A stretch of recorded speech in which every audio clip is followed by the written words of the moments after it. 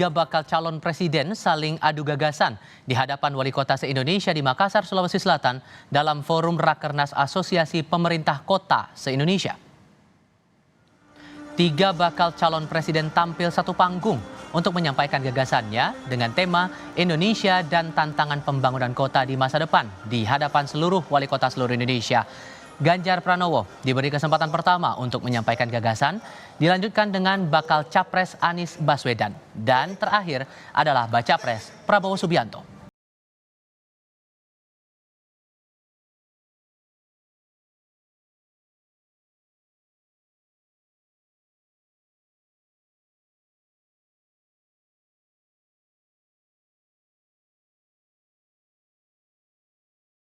Dalam kesempatan ini, bakal calon presiden sempat berbicara soal potensi pertumbuhan ekonomi Indonesia dalam 13 tahun mendatang.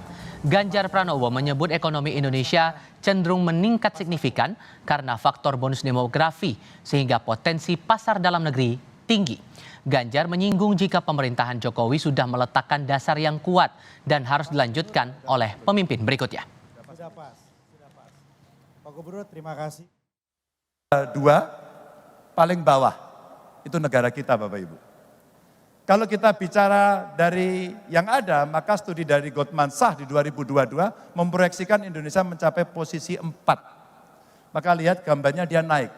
Maka kalau kita lihat Amerika 2050 turun, 2075 turun. Kita akan naik. Kita akan naik.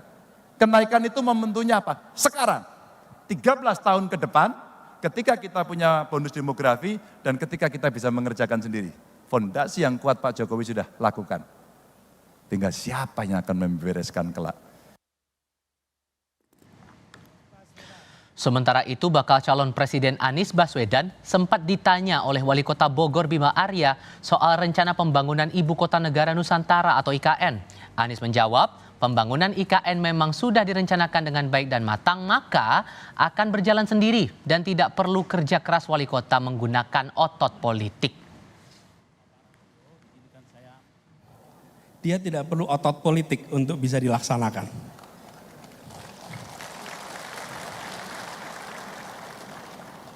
Sesuatu yang punya dasar kuat dan baik dirasakan masyarakat dengan sendirinya akan menggelinding. Dengan sendirinya akan menggelinding. Tapi kalau dia tidak memiliki dasar yang kuat, ya, kemudian tidak jelas yang mendapat manfaat siapa, maka wali kota itu harus kerja keras pakai otot politik untuk membuat program yang diinginkan jalan. Betul tidak, Mas Ilham? Sementara bakal calon presiden Prabowo Subianto menyebut strategi pembangunan pemerintahan Jokowi sudah tepat dan tinggal dilanjutkan. Mulai dari strategi hilirisasi produksi sumber daya alam seperti nikel yang harus diproduksi dalam negeri hingga strategi pencegahan stunting agar tepat sasaran. Yang kurang itu harus segera kita kasih susu, kita kasih makanan dan sebagainya. Untuk itu kita butuh kemampuan keuangan yang kuat. Jadi saudara-saudara sekalian, strategi pembangunan yang sedang dilaksanakan oleh pemerintah di bawah kepemimpinan Pak Joko Widodo sudah benar, dan saya bertekad seandainya saya menerima mandat dari rakyat, saya akan teruskan strategi yang sudah benar ini. Dalam forum Rakernas Apeksi, tiga baca pres juga saling mengungkapkan pendapatnya tentang lawan politik mereka di hadapan seluruh wali kota. Ganjar menyebut Prabowo Subianto sebagai senior dan Anies Baswedan sebagai teman. Sementara Anies menyebut Prabowo sebagai patriot dan Ganjar Pranowo sebagai sahabat lama. Sementara itu, Prabowo Subianto menyebut Ganjar sebagai gubernur dan Anies sebagai profesor. Satu kata tentang Pak Anies Baswedan. Teman. Luar biasa. Terima kasih Pak Ganjar. Kata tentang Pak Prabowo. Patriot.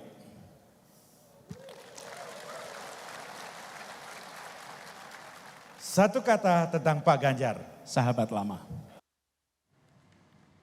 Menurut Pak Prabowo tentang Bapak Ganjar Pranowo. Gubernur. Ya benar sih gubernur. Satu kata dari Bapak Prabowo tentang Pak Anies Baswedan. Profesor.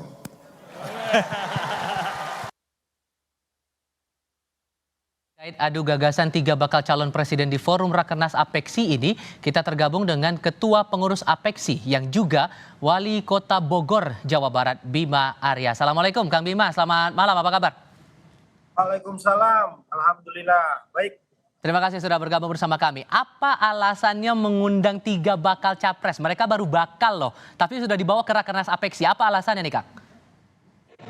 3 sosok ini kan yang berdasarkan angka-angka survei ini konstan, sama semua. Lembaga survei manapun ada di 3 peringkat atas. Dan secara politik juga sudah mendapatkan dukungan dari partai politik walaupun belum didaftarkan ke KPU. Dan teman-teman wali kota bersepakat untuk mengundang 3 sosok ini. Kami ingin menjadikan pemilu 2024 ini pemilu yang mencerahkan dari segi gagasan dan menyejukkan dalam teks kompetisi. Ini adalah tradisi untuk mendengar para capres dan meminta juga para capres untuk atau baca pres ini untuk mendengarkan. Jadi ini saling mendengar, baca pres kita dengarkan dan baca pres juga mendengarkan gagasan dari teman-teman wali kota. Tapi ini baru bakal loh mereka belum daftar pula ke KPU untuk bisa maju di Pilpres nanti. Jadi sebetulnya mendorong akhirnya tiga orang ini harus datang ke sana, apa dasar yang paling krusial menurut teman-teman Apeksi? Ya, satu realitas politik dan yang kedua tentu angka-angka survei yang menunjukkan 3 teratas dan sekali lagi ini bukan capres tapi baca pres. Dan yang ketiga, sekali lagi teman-teman bersepakat. Jadi seluruh wali kota dalam persiapan-persiapan Rakernas ini sepakat untuk menghadirkan 3 sosok ini. Oke, sampai ada adu gagasan masing-masing dapat giliran berbicara soal pembangunan terutama begitu ke hadapan seluruh wali kota yang jadi peserta Rakernas kali ini. Arahnya mau dibawa kemana sebetulnya mereka diberi kesempatan untuk berbicara soal itu? Ya karena banyak tantangan kalau bicara pembangunan kota. Nanti sebagian besar penduduk Indonesia ada di kota. Dan kota ini merepresentasikan sekitar 80 juta dari penduduk Indonesia. Artinya sangat penting untuk mendengar mau diapakan kota ini.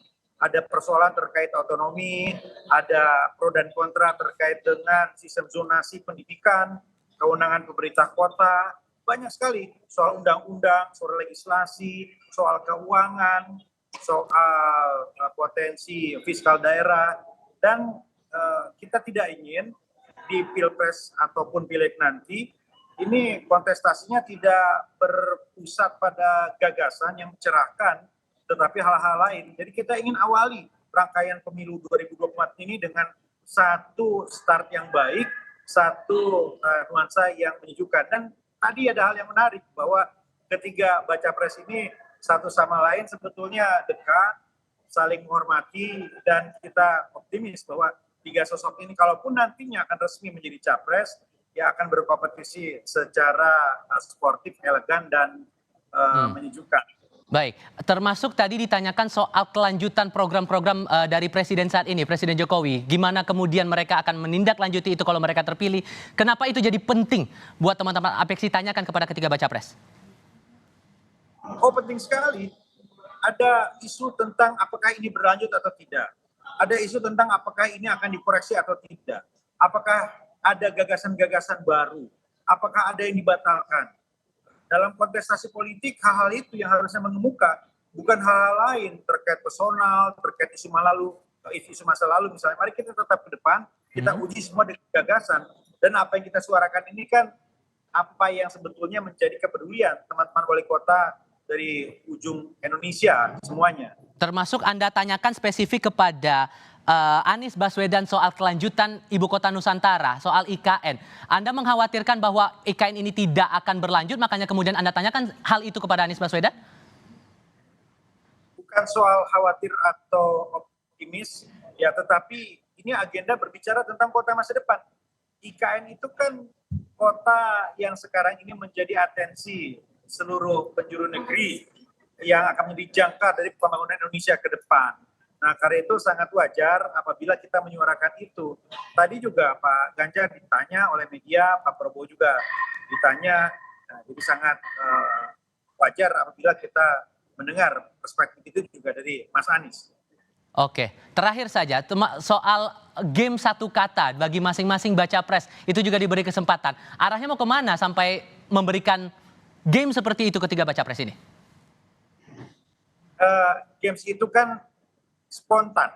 Ya, apa yang dipikirkan langsung disuarakan. Itu menguji relasi seperti apa yang ada di antara tiga tokoh kita ini.